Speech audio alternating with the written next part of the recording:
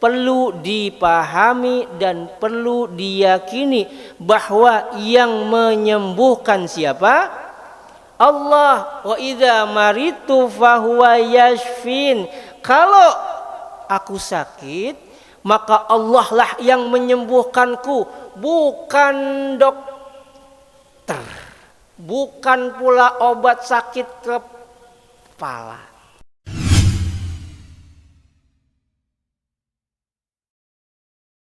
MC. Bismillah, assalamualaikum warahmatullahi wabarakatuh. Alhamdulillah alladzi anzala as-sakinah liqulubina wal hidayah wa amarna bittaqwa wal istiqamah lin-naili sa'adah. Asyhadu an la ilaha illallah wahdahu la syarika lah wa asyhadu anna Muhammadan abduhu wa rasuluhu la nabiyya ba'dah. Allahumma salli ala nabiyyina Muhammadin wa ala alihi wa ashabihi wa man tabi'ahum bi ihsan ila yaumiddin wa ila yaumil qiyamah. Wa qala Allah ta'ala fi kitabil karim, a'udzu billahi minasyaitonir rajim, ya ayyuhalladzina amanu taqullaha haqqa tuqatih wa la tamutunna illa wa antum muslimun. Wa ba'd, yang kami hormati segenap para asatidz, para ustadzat, para sesepuh teristimewa yang hadir pada kesempatan hari ini. Hadir Wan Haji Anan Sarbini yang senantiasa istiqomah mana-mana kita, di mana aja kita berada. Kita doakan semoga beliau Allah sehatkan. Hadir pula Ustadz Haji Ahmad Faturi. Alhamdulillah beliau sudah sampai di Indonesia. Luar biasa jam terbangnya, nggak kepegang. Ya, semoga Allah sehatkan beliau. Juga yang kami hormati ya Ketua Koordinator Kajian Ahad Subuh Bapak Mujiono, didampingi Bapak Mantan ya, Bapak Sadiman, alhamdulillah bisa menyempatkan diri. Wah, semoga beliau Bapak Sadiman Allah sehatkan ya. Dan juga ya Ustadz Hidayat Taufik yang mengimami kita, Bapak Selamat selaku MC, Bang Wahyu selaku yang mendekomentari. Semoga Bang Wahyu ini luar biasa, Allah masukkan surga beserta kameranya. Ini luar biasa dakwahnya sampai ya ke penjuru dunia ya. Sekarang kita yang nonton sekarang di sini di Al-Ikhlas ini paling beberapa orang, tapi melalui kamera ini ya, melalui tangan-tangan ya yang insya Allah akan bisa ya memberikan manfaat lebih besar lagi ya. Semoga yang hadir pada kesempatan pada pagi hari ini, mohon maaf saya tidak tata namanya, tidak mengurangi hormat dan ta'zim kami. Semoga yang hadir selalu Allah sehatkan, sehat badannya, sehat fisiknya, sehat imannya, tak lupa sehat isi kantongnya. Amin ya. Salawat dan salam semoga senantiasa tercurah limpah kepada uswah dan qudwah Nabi kita Muhammad sallallahu alaihi wasallam, yang bulan ini adalah bulan yang dipilih oleh jumhur ulama sebagai hari lahirnya Nabi. Dipilih oleh jumhur ulama. Kemarin saya sudah bahas di tempat Abi Sirot ya, bahwa ternyata lahirnya Nabi itu ulama tidak sepakat. Ahlan Ustadz Zaini. Ya, kalau bicara tentang lahirnya Nabi, ulama memang berbeda pendapat. Ya, hal ini pun tertera dalam kitab Maulid Barzanji yang sering kita baca. Waqtulifa ya halaman 10. Waqtulifa fi ami wiladatihi wa fi syahriya wa fi yaumiyya ala aqwalil ulama ilmarwiyah. Ulama berbeda pendapat ketika bicara tentang lahirnya Nabi. Kenapa kok ada yang berbeda pendapat? Iya, Imam Ibnu Hazm Nabi lahirnya tanggal 8 Rabiul Awal. Ahli falak, ahli hisab, tahu ahli hisab? Ya kalau di luar tuh ahli hisab banyak. Ahli falak tahu ya? Ya yang suka malakin bukan ya. Ahli falak tuh ahli astronomi ya, menghitung kapan ini Ramadan 2023 nanti, kapan jatuhnya tuh bisa dihitung oleh ahli falak. Itu menghitung Nabi lahirnya tanggal 9 Rabiul Awal. Ada yang berpendapat tanggal 10 Ada yang berpendapat Nabi itu lahirnya bulan Ramadan. Ada juga yang berpendapat bulan Safar. Ya, berbeda pendapat. Kenapa terjadi perbedaan pendapat? Karena ketika Nabi lahir belum ada akte kelahiran. Ya, jadi berbeda, wajar ya. Nah, tapi ketika bicara tentang wafatnya Nabi, ulama sepakat. Hari Senin 12 Rabiul Awal tahun 11 Hijriyah. Ya, bisa dibilang subhanallah keistimewaan Nabi. Ya, yang dipilih oleh jumhur ulama tanggal 12 Rabiul Awal, hari lahirnya Nabi, tanggal dan bulannya sama dengan hari tanggal bulan wafatnya. Makanya ada sebagian kita yang tidak ikut merayakan perayaan kelahiran Nabi karena berbarengan dengan hari wafatnya Nabi, berpisah dengan orang yang paling dicintai. Wallahu a'lam bishawab. Semoga yang kita senantiasa istiqomah hadir di kajian subuh khususnya ya sebagai satu cara agar kita mengikuti sunnah Nabi, karena Nabi yang perintahkan thalabul ilmi faridatun ala kulli muslimin. Semoga langkah kita dari rumah niatnya memenuhi panggilan Allah, dan lanjut kita istiqomah duduk, tidak beranjak dari masjid untuk kembali melanjutkan kajian. Semoga runtutan agenda kegiatan kita pada pagi hari ini mendapatkan ridho dari Allah Subhanahu wa taala, digolongkan oleh Allah sebagai umat Nabi yang kelak mendapatkan syafaatul uzma dari Rasulullah sallallahu alaihi wasallam di hari kiamat kelak. Amin ya rabbal alamin. Allahumma shalli ala Muhammad. Bapak Ibu jamaah sekalian dirahmati Allah, hadir pula tamu istimewa yang paling muda ya, Saudara Fatih. Masya Allah, ini paling muda ya. Kemarin disebut semoga akan lahir Al-Fatih muda, ini sudah hadir Al-Fatih muda ini. Ya. Nah, berkenaan dengan apa yang kita bahas tadi, bahwa ini adalah bulan yang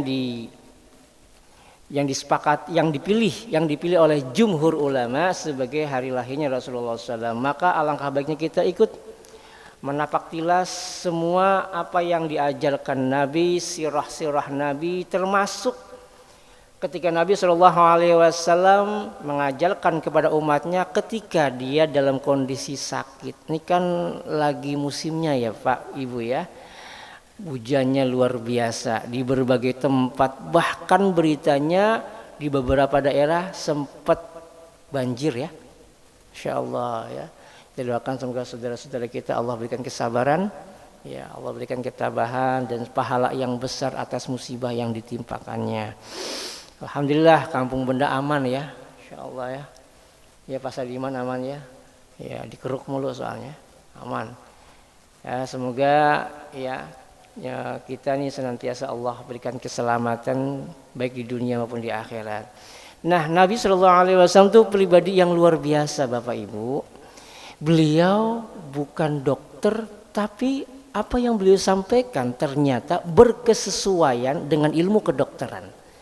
Salah satu contoh yang sempat waktu itu viral ketika Nabi SAW memerintahkan ketika ada umatnya, salah satu umatnya ya, salah satu sahabatnya yang ketika minumannya tercampur dengan kejatuhan lalat ya, Nabi memerintahkan untuk mencelupkannya. Kata Nabi, salah satu sayapnya ya mengandung racun, tapi salah satu sayap yang lain ini ada mengandung penyakit, tapi satu yang lain mengandung penawarnya.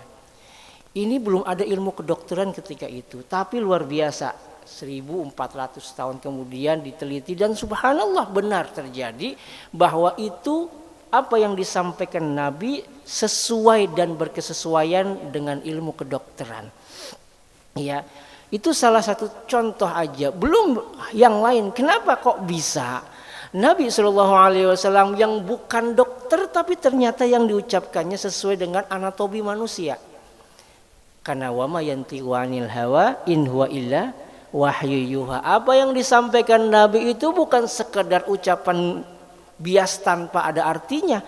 Yang diucapkan Nabi adalah wahyu yang Allah turunkan. Kalau yang Allah turunkan adalah sesuatu yang bermanfaat bagi manusia melalui lisan Nabi, kan gak mungkin Bapak Ibu Allah turunkan wahyunya, Allah turunkan firmannya itu langsung dengan suara, itu gak mungkin. Heboh manusia akan jatuh ketakutan. Suara apa ini? Kalau ternyata itu suara firman Allah, nggak mungkin. Harus melalui perantara yang sama dengan kita. Siapa? Rasulullah Shallallahu Alaihi Wasallam, sama-sama manusia. Kalau beliau bicara kita pun mendengar, beliau makan kita pun makan dan sebagainya. Tapi qul innama ana basyarum mislukum yuha. Sama, katakanlah aku sama seperti kalian, sama-sama manusia, tapi aku diberi wahyu. Nah, melalui lisan Nabi sebagai perantara ya yang Allah sampaikan, yang Allah wahyukan, alhamdulillah di Kampung Benda Masjid Al-Ikhlas insyaallah ya enggak kurang mendapatkan wahyu karena senantiasa setiap hari Ahad selalu diiringi dan ditemani oleh Bang Wahyu. Masya Allah. Semoga Bang Wahyu selalu dapat wahyu. Amin. Nah, Tibun Nabawi, metode pengobatan Nabi. Nah, kita ini sedang belajar, sama-sama belajar menelisik apa sih yang Nabi ajarkan terkait dengan pengobatan. Kadang-kadang kita beranggapan bahwa Tibun Nabawi ini adalah metode pengobatan alternatif. Kalau udah misalkan di kedokteran, di rumah sakit, mentok, nah ini biasanya ke sini gitu. Nah, kita kupas nih, bener nggak sih itu pengobatan alternatif? Baik, kita masuk metode Tibun Nabawi ya. Sebetulnya apa sih yang didefinisikan oleh para ulama tentang Tibun Nabawi? Ulama mendefinisikan sampai 3 definisi. Yang pertama, Tibun Nabawi itu adalah ya segala sesuatu yang disebutkan oleh Al-Quran dan As-Sunnah. Ini singkat aja karena setengah jam waktunya ya, saya bacakan artinya aja. Segala sesuatu yang disebutkan oleh Al-Quran dan As-Sunnah yang sahih. As-Sunnah yang sahih berarti ada As-Sunnah yang ghairu sahih. Iya, As-Sunnah ghairu sahihah. Iya ada. Dan ini fenomena para dai, fenomena para asatid. Ya. Kalau ketika menyampaikan segala sesuatu ini, fenomena di kita ini ya masih belum banyak di antara kita yang perhatian terhadap hadis. Ya. Sehingga dianggapnya kalau qala Rasul, qala Nabi itu semuanya pasti hadis. Padahal luar biasa. Ulama-ulama ahli hadis sudah luar biasa kerjanya, luar biasa daya upayanya bahwa ternyata as-sunnah atau hadis ya. As-sunnah itu banyak maknanya, salah satu adalah hadis. Ini ternyata banyak hadis yang bukan hanya sahih tapi juga ada di bawahnya hasan, derajatnya lebih rendah dari sahih. Ada di bawahnya hasan, namanya dhaif, lemah. Tapi ada yang lebih parah, yaitu maudhu', hadis palsu. Nabi nggak pernah mengajarkan, Nabi nggak pernah mengucapkan, tapi dikatakan itu ucapan Nabi. Nah, ini yang jadi bahaya. Ini fenomena. Apalagi mohon maaf, setiap agenda maulid rata-rata ini ya, tapi nggak semua, alhamdulillah. Ya tergantung dai-nya ya. Setiap agenda mandi kadang-kadang yang disampaikan tuh kadang-kadang kebanyakan, walaupun banyak-banyak hadis yang sahih, banyak pula tidak sedikit yang disampaikan adalah hadis-hadis palsu, bukan dari Nabi tapi dianggap itu ucapan Nabi. Ya, saya kalau lagi dengerin sama Ustaz Zeni ketawa aja berdua sama Ustaz Zeni. Itu dari mana asalnya ngucapin begitu ya? Nabi bersabda gitu begini, masya Allah. Kata Nabi dalam hadis riwayat Muslim, ya, ya, bahwa nggak sama, ya orang yang berdusta atas Nabi, ya, laisa apa namanya, nggak gimana, ya, nggak sama ya, berdusta atas nama seseorang, ya, dengan dusta atas Nabi, ya, beda, karena berdusta atas Nabi, man kadzdzaba alayya muta'ammidan falyatabawwa maq'adahu minan nar. Barang siapa yang berdusta atas namaku, ancamannya apa? Maka dia akan mendapatkan tempat kursi di neraka. Nauzubillahi min dzalik. Ya. Nah, ini Al-Qur'an dan As-Sunnah yang sahihah yang berkaitan dengan kedokteran, baik berupa pencegahan yaitu penyakit atau pengobatan. Ini yang pertama. Yang kedua, Tibbun Nabawi itu adalah semua sahih dari tuntunan Rasulullah. Nah, jadi saking hati-hatinya terhadap anatomi tubuh manusia, karena akan berkenaan dengan tubuh manusia, yang dipilih oleh para ulama hanya hadis-hadis yang sahih terkait masalah Tibbun Nabawi. Karena kalau kita main ambil serampangan aja tanpa meneliti ini hadisnya seperti apa, bahaya bagi tubuh manusia. Ya, ini semua sahih dari tuntunan Rasulullah Muhammad sallallahu alaihi wasallam dalam bidang kedokteran yang beliau gunakan sendiri atau beliau gunakan untuk mengobati orang lain. Yang ketiga, ini adalah metode pengobatan Rasulullah sallallahu alaihi wasallam yang beliau ucapkan, beliau tetapkan, ya, atau beliau akui dan beliau amalkan, merupakan pengobatan yang pasti ya. Iya, bukan dzon, bukan sangkaan. Bisa mengobati penyakit jasad, roh dan indera. Kenapa ada kata-kata pasti? Karena yang disampaikan adalah wahyu. Wahyu lagi. Yang disampaikan itu wahyu. Maka kalau yang disampaikan adalah wahyu, pasti datangnya dari Allah melalui lisan yang mulia Rasulullah, yang kita sebagai umatnya wajib mengimaninya. Ya, nah, ada landasan hukumnya tentang Tibbun Nabawi. Apa landasan hukumnya? Yaitu sabda Rasulullah sallallahu alaihi wasallam, ma anzalallahu da'an illa anzala lahu syifa. Tidaklah Allah menurunkan penyakit kecuali Dia Allah turunkan untuk penyakit itu apa? Obatnya. Ya, inilah maha adilnya Allah. Allah menurunkan penyakit, tapi juga berbarengan dengan itu Allah juga turunkan obatnya.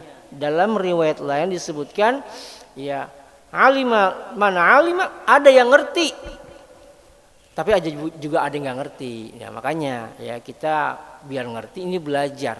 Ya, bukan berarti saya ini ahli pengobatan, enggak juga, masih belajar juga gitu kan. Ya, ada yang ngerti, ada yang nggak ngerti.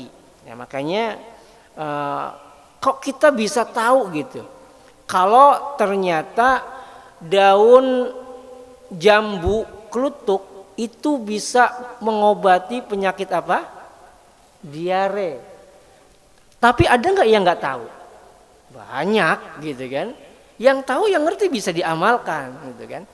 Nah, itu salah satu contoh ya, bahwa ternyata tuh ada di sekitar kita, bahkan obatnya, ya, bahkan suka tumbuh di halaman kita, justru itulah sebetulnya obatnya, tapi kita nggak ngerti gitu loh. Nah, ini ya sebetulnya Allah sudah turunkan obatnya, cuma kita belum tahu. Nah, kemudian Imam Ibnul Qayyim dalam kitab Ada Wad-Dawa, beliau berkata hadis ini mencakup berbagai macam penyakit, baik rohani, ya, penyakit hati, rohani, ya, ada rohana di sini? Nggak ada ya. Ya. Dan jasmani, ya, beserta obatnya. Jadi obat yang Allah turunkan itu, contoh ya, sebagaimana Nabi jelaskan bahwa kebodohan adalah sebuah penyakit. Dia menjelaskan pula bahwa bertanya kepada ulama adalah obatnya. Makanya kalau ada kajian subuh ada Pak Saiful, insya Allah aman. Ya, ntar ada yang nanya. Ya, beliau itu sedalam rangka mengobati gitu loh. Jangan sampai mengganjal dalam hati gitu loh. Ya.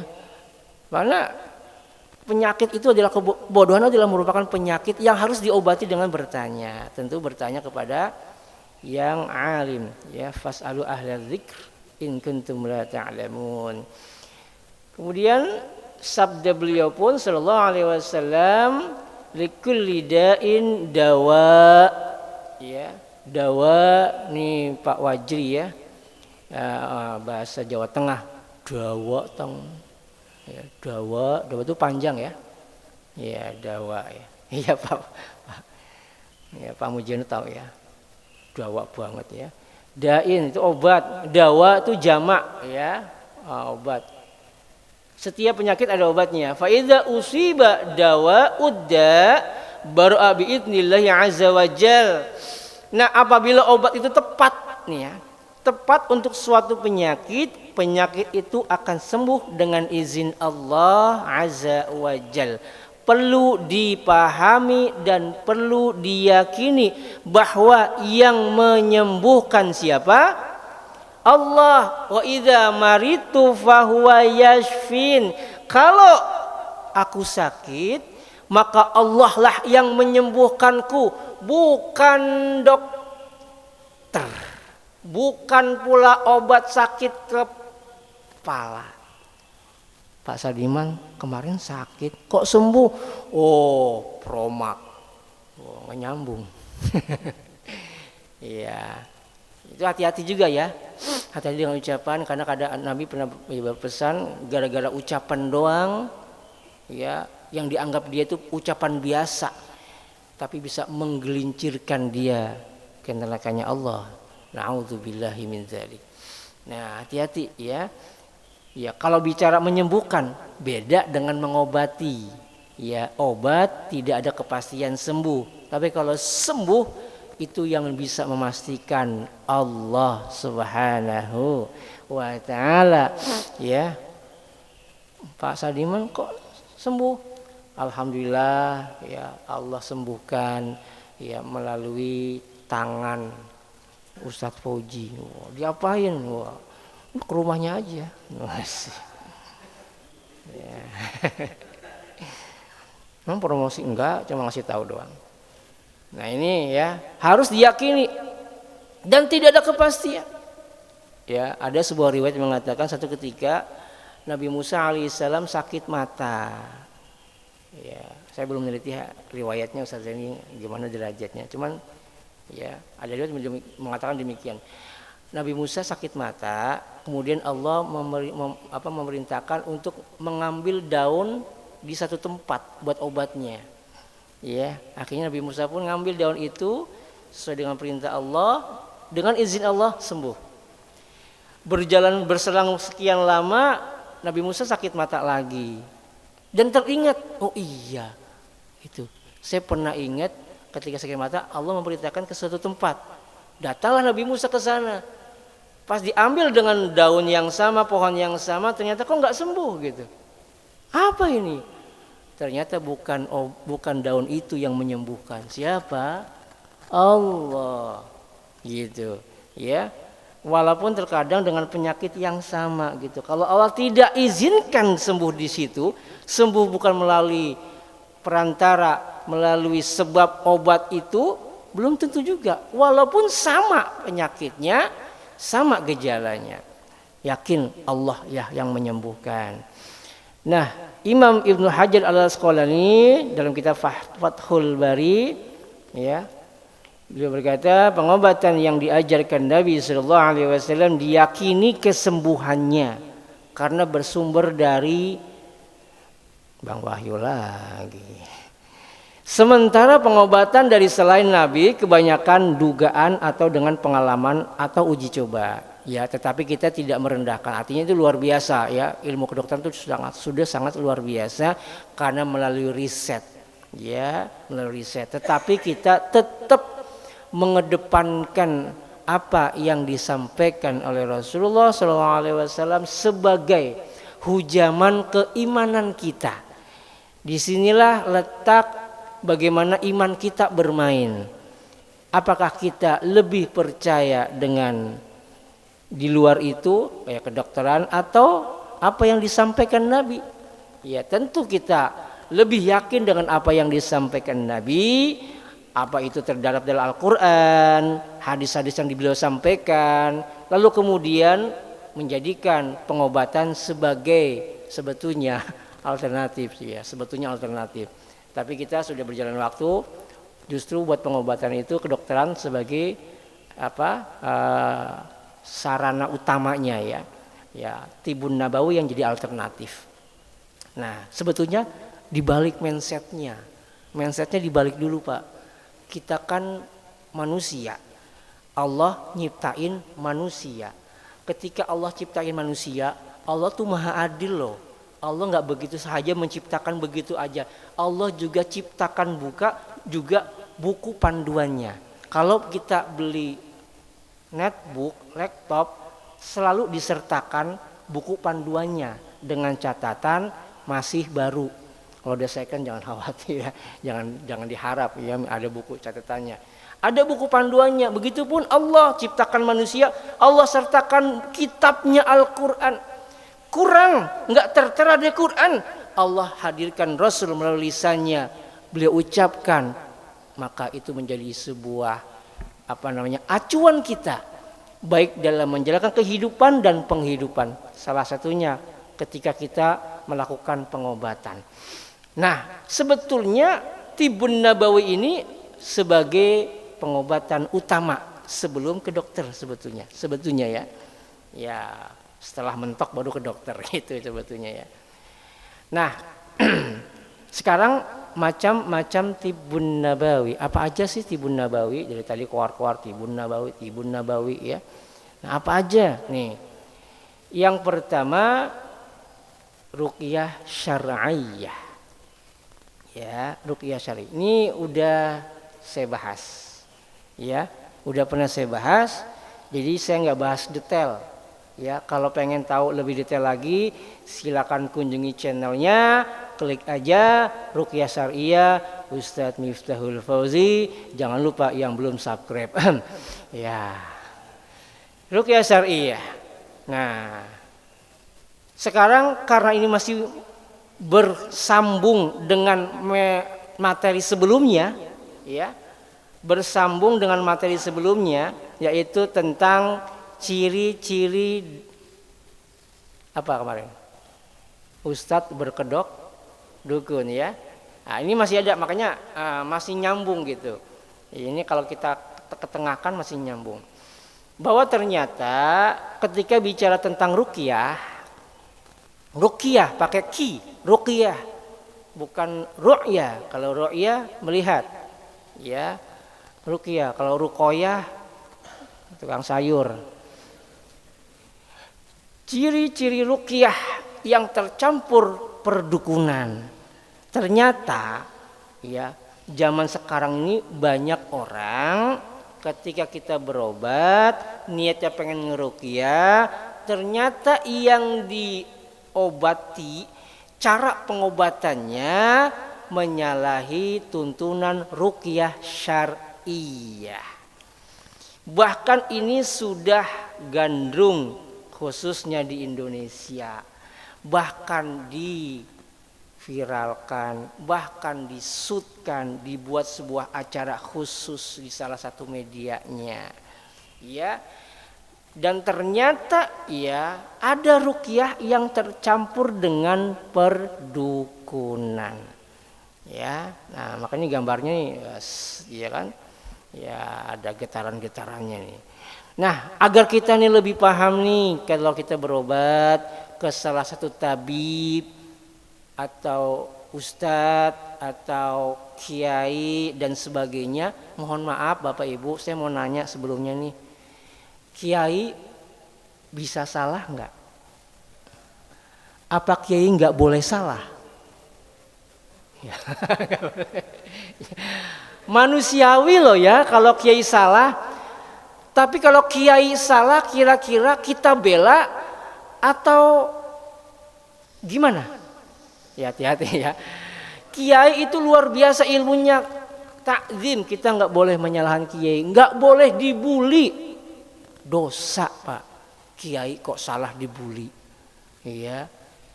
Yang salah aja yang kita crop, iya. Hanya kita nggak ikuti aja itunya. Yang lain kita ikuti ilmunya. Yang salahnya aja di crop aja gitu kan. Bukan berarti kiai itu nggak boleh salah dan nggak pernah salah, dia manusiawi gitu. Iya, manusiawi. Bahkan sekali berulama pun, sekali berimam Hanafi pun, Imam Hanafi loh, ya, kalau dalam mazhab itu beliau paling tua, Imam Hanafi itu. Itu pun tak luput dari salah. Ketika beliau bilang masalah tentang orang yang orang yang meninggalkan sholat ya dengan sengaja, ini ditentang oleh 3 mazhab. Ya. Nah, artinya ulama pun bisa salah gitu kan. Tetapi luar biasa ke luar biasa ilmu beliau, walaupun beliau salah dalam berijtihad, beliau tetap dapat pahala gitu kan. Ya, karena ulama ya. Nah, jadi artinya apa? Artinya kita tidak boleh fanatik terhadap seseorang. Kita harus fanatik kepada Rasulullah Shallallahu alaihi wasallam. Adapun manusia setelahnya itu manusiawi, Pak. Manusiawi. Kita nggak boleh, wah kiai nggak boleh salah. Pasti ucapannya benar, kentutnya aja benar. Iya benar gitu kan. Kentut, oh ini ngasih pelajaran bagi kita gitu kan. Enggak, artinya ya manusiawi lah Pak ya. Nah, jadi kalau toh ternyata dalam hal ruqyah sekalipun, ketika dalam mengobati ternyata cara pengobatannya enggak sesuai dengan ruqyah syariah, maka ini ruqyah yang diidentifikasikan mengandung perdukunan. Apa aja itu? Yang pertama, ketika datang, ini yang selain yang kemarin ya, selain yang berapa itu ada ya 11 ya, atau 13. Ini ketika kita datang dia nanya gini ya, Pak Muji hari lahirnya kapan? Oh Senin. Senin apa? Pahing. Wah gitu kan. Ya bukan pahit ya. Senin Pahing. Wah, kalau nanya gitu kan mau berobat tapi ditanya hari sama wetonnya gitu, kalau orang Jawa wetonnya gitu. Pagi apa sore lahirnya kurang tahu, saya pas lahir nggak nanya soalnya loh gitu kan ya, nggak paham gitu kan, taunya cuman seharinya doang pahingnya, kalau pagi saya nggak tahu, cuma pas banjir kalau nggak salah gitu. Kayak ibu saya tuh kalau ya Allah ya rahamha nanya nggak inget kapan lahirnya, cuma ingatnya pas banjir gitu. Nah ini kalau berobat, pengobatnya ini nanyain hari lahir sama pahing sama wetonnya ini. Nah ini salah satu identifikasi, jangan-jangan ini mengandung gitu, jangan-jangan ya mengandung. Tapi kita nggak boleh menjas dulu, nanti ada lagi syarat berikutnya. Yang kedua, memberi informasi gaib tentang keberadaan makhluk gaib dengan ciri-cirinya, gitu kan. Ini kayaknya Pak Nur nggak sendiri nih. Datang ke sini ada yang nemenin ini. Waduh. Pak Nur, apa yang Pak Nur rasakan? Kalau tidur sering mimpi buruk nggak? Soalnya saya lihat ini ada aura-aura yang nggak baik ini. Auranya aur-auran ini kayaknya. Gitu. Bahkan ada yang bilang begini gitu. Pak Nur nggak sadar kalau kemana-mana Pak Nur diikutin gitu loh. Sama siapa? Sama www.com. Bukan www gombel ya. Iya. Itu dia tahu gitu loh. Datang udah tahu, gitu. Bapak nggak sadar kesini Pak, bawa siapa Pak? Enggak, itu bawa anak kecil. Dia bisa ngelihat dulu, memberi informasi gaib tentang keberadaan makhluk gaib dengan ciri-cirinya, ya, atau karakternya, menerawang barang yang hilang. Gitu. Ada tamu datang ke tempat saya, ngapain? Ustaz tolong dong barang saya hilang, tolong cariin. Ya Allah. Tinggal miss call aja. Iya nih Pak ya, kalau ada orang datang bisa nerawang, Pak barangnya hilangnya di sini Pak. Yang ngambil barang Bapak itu bukan orang jauh, tetangga dekat Bapak. Sukanya pakai mukena warna merah. Bukan ibu Bu, orang sono orang jonggol, emaknya wakwau. Iya. Jadi kalau lihat ntar ke masjid, dia suka pakai mukena pakai warna merah, itu ciri-cirinya tuh dihasut tuh. Tuh kerjaannya jin gitu, kerjaannya dukun gitu tuh. Ngasih informasi, mungkin pas gitu kan. Bapak tinggalnya ini dekat masjid ya Pak. Loh kok tahu Pak? Ya nggak jauh dari jembatan kok tahu Pak ya? Gitu. Ya. pasti bapak rumahnya deket tiang. Gitu. Kok tahu gitu ya? Ya pasti gitu kan. Gitu. Bapak rumahnya nggak jauh dari Pak RT kan Pak? Ya kok tahu gitu loh. Nah ciri-ciri gitu. Nah terus masuk lagi. Iya Pak, ini mohon maaf Pak. Yang ngerjain bapak, kenapa dagangan bapak sepi? Gitu. Kenapa kalau langganan bapak lewat toko bapak kok ngelewatin aja seakan-akan nggak ngeliat tokonya? Ini sebetulnya Pak, bapak lagi dikerjain. Oh iya, siapa? Ini inisialnya W. W, ada 2 di sini W itu. Wow ya. Iya. Itu wah akhirnya kita nih bermain tuh suuzon jadinya kan. Tadinya hubungannya baik gitu kan. Emang pas, yang lainnya pas, setan ngubungnya pas. Ya kan karena korin, sama-sama korin. Korin dia punya korin, ngabarin korinnya. Korin itu kan setan. Ya, kalau bapak mau berangkat subuh, ya dibilang sama korin, nggak usah lah di rumah aja, ngapain ke masjid dingin, hujan gerimis, ntar makin gede lo, nggak bawa payung aja lo, gitu. Tapi kalau konser dangdut juga gerimis, ntar juga reda gitu kan, berangkat gitu kan. Sayang ntar yang nyawer nggak ada gitu ntar nyanyinya penyanyi nanyain ini kok yang nyawer nggak ada. Ya, nah jadi, kalau dia bisa nerawang kayak gini, nah ini Pak, ini udah nggak lain ini, nggak lain ini dukun Pak, udah ini dukun. Walaupun mohon maaf pakai peciah, kopiahnya putih lagi, haji gitu kan, ya haji. Sorbannya kadang-kadang pakai udeng-udeng gitu kan, luar biasa. Nah Pak, ini jangan tertipu Pak, jangan tertipu Ibu dengan penampilan. Karena orang itu biar laku harus pakai ya kayak seperti itu gitu. Nah, jadi itu yang kedua. Yang ketiga, menunjukkan bahwa dirinya punya kekuatan gaib. Katanya bantuan Allah langsung, khodam malaikat, bantuan jin, tenaga dalam, kebatinan, transfer energi positif, membuang energi negatif. Ya, bentar Pak Saiful kalau pulang malam Jumat beliin kembang 7 rupa. Entar buat mandiin Pak Saiful ya, jangan lupa. Kalau bisa mandiinnya kamar mandinya jangan dinyalain lampunya. Tuh, pokoknya udah kayak gitu tuh. Nah, ini jangan-jangan ini lah. Nomor 4, memberikan ramalan gaib tentang sesuatu yang sudah terjadi, sedang terjadi atau akan terjadi. Seperti menjelaskan dosa-dosa pasien yang baru datang secara rinci atau masa lalu pasien. Bapak pernah begini ya Pak? Tahu ya Pak? Hati Pak, itu yang bikin bapak begini. Tahu gitu loh. Iya. Menerangkan isi rumah pasien. Bapak pasti rumahnya ada TV ya. Tapi Pak, TV-nya ini belum digital Pak ini. Ketahuan ini Pak ini. Harus ganti Pak digital Pak ya. Nah ini kalau kayak gitu bisa menerawal gitu kan. Ini bahaya Pak. Langsung pergi Pak kalau bisa Pak. Langsung pamit kalau gitu Pak. Kalau ada pengobat bisa ngomong begitu. Bapak rumahnya ada begini. Kondisi seperti pintunya ada skin, bisa begitu Pak, buru-buru balik Pak, bahaya Pak. Ntar bisa nerawang pakaian dalam kita, bahaya itu. Ya, itu bahaya, itu nggak beres itu ya. Yang kelima, tatayur. Ini saya cepetin aja karena udah bunyi klaksonnya.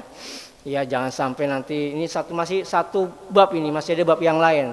Ya, tatayur menghubungkan sebuah peristiwa, ya fenomena alam dengan nasib buruk seseorang. Seperti dianggap sial karena dia punya rumah tepat di pertigaan yang sering disebut rumah tusuk sate. Oh pantesan Pak, Bapak rumahnya tinggal di mana? Saya tuh tinggal di Hok sebetulnya Pak. Ya, di pertigaan, tapi ada kuburannya Pak gitu. Wah, ini Bapak nggak beres Pak. Bapak harus pindah rumah gitu.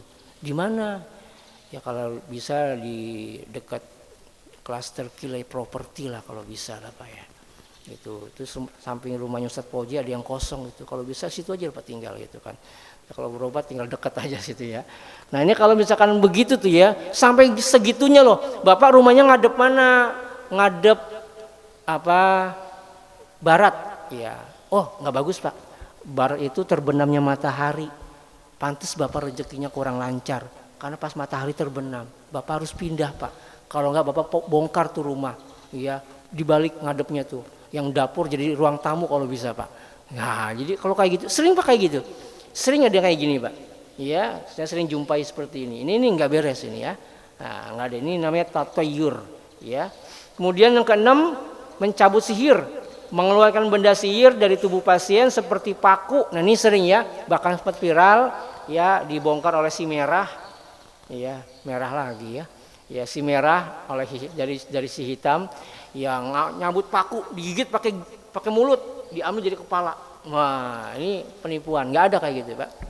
Ya, kecuali kalau caranya benar ya. Ya, kalau caranya meragukan atau caranya memang nggak beres, nanti kita lihat ya. Apalagi yang ketujuh, melakukan pemagaran. Ini harus dibakar Pak. Ya, nah, nanti poin 7 ini sebetulnya bisa dilakukan dengan cara syariah. Dengan cara syariah melalui metode air. Ya, melalui metode air.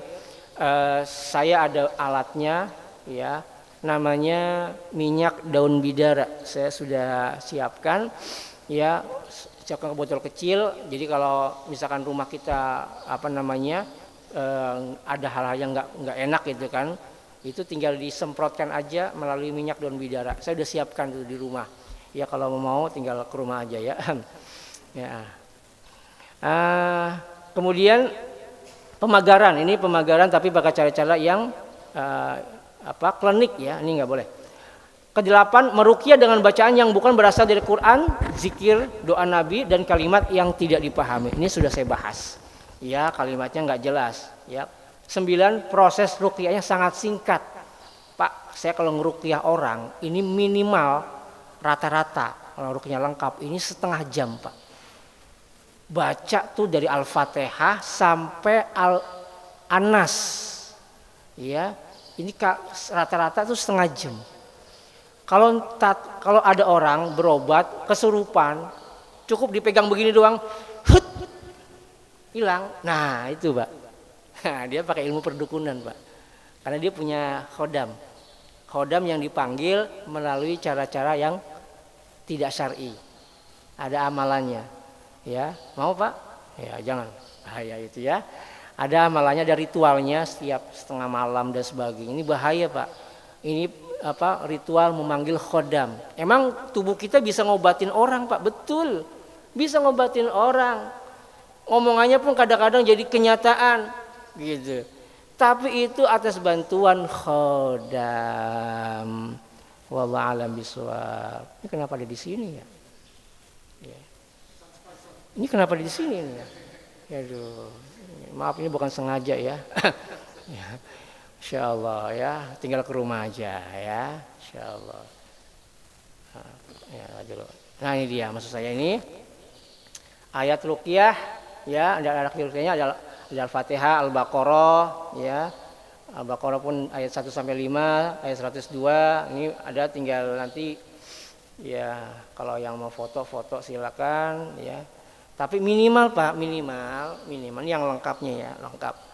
Minimal saya tidak menyarankan Bapak Ibu datang ke tempat saya, enggak. Saya malah menyarankan Bapak Ibu meruqyah sendiri, ruqyah mandiri. Dengan bacaan apa? Pertama Al-Fatihah. Pertama nih kalau di dalam hadis riwayat Al-Bukhari, Al-Fatihah dibaca 7 kali. 7 kali. Al-Fatihah niatin saya pengen meruqyah cucu saya. Saya pengen meruqyah suami saya. Saya pengen meruqyah istri saya. Insya Allah pada berikutnya nanti ada kajian ciri-ciri orang yang sedang dicintai oleh jin. Ada nanti ada babnya nanti. Kenapa kok saya sering ngimpi ya gitu. Kenapa kok begini-begini. Itu salah satu tanda kita sedang dicintai oleh jin. Nah, itu harus diruqyah. Pertama Al-Fatihah, yang kedua Al-Baqarah 1 sampai 5, Alif Lam Mim sampai ulaika humul muflihun. Yang ketiga ayat kursi. Yang keempat kalau Bapak hafal ya, yang sering dibaca di zikiran ya, 2 ayat terakhir Al-Baqarah. Ya.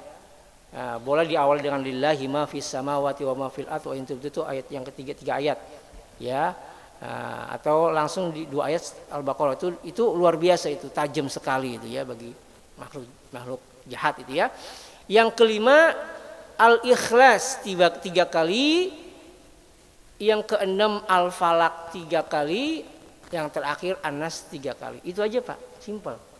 Kalau Bapak nggak hafal, Ibu nggak hafal, minimal Al-Fatihah, ayat kursi, Al-Ikhlas 3 kali, Al-Falaq 3 kali, An-Nas 3 kali, 5 aja. Kalau hafal Al-Baqarah cakep, Al-Baqarah 1 sampai 5, ayat kursi kemudian akhir Al-Baqarah ya. Lillahi ma fis samawati wa ma fil ardi wa in tubdu ma fi anfusikum aw tukhfu yahsibkum billah ya wa yaghfiru liman yasha wa yu'adhibu man yasha wa ala kulli syai'in qadir. Manar rasulu bima unzila ilaihi. Itu sunnah dibaca sebelum tidur. Khawatir ada rep-repan, itu sunnah sebetulnya. Dibaca 3 kali. Ya, dalam sebenarnya dibacakan barang siapa yang dibaca 2 ayat terakhir Al-Baqarah, setan akan kabur dari rumah orang itu selama 3 hari. Nah, ini kita ruqyah mandiri aja, kita baca sendiri. Syaratnya 1, niatin meruqyah. Setiap mau membaca, niatin meruqyah. Kalau nggak diniatin meruqyah, bacaannya tidak akan berdampak.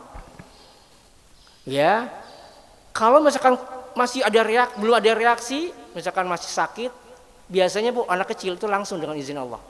Ya, kalau masih begitu diulang bacain sama, 5 itu diulang-ulang.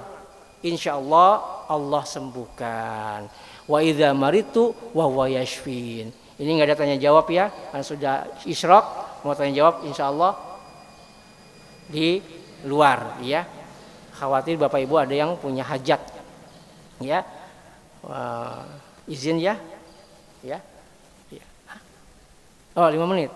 Oh ya sudah saya serahkan ya, 5 menit masih ada waktu. Demikian, semoga ada manfaatnya. Saya tutupi dengan kalimat Assalamualaikum warahmatullahi wabarakatuh.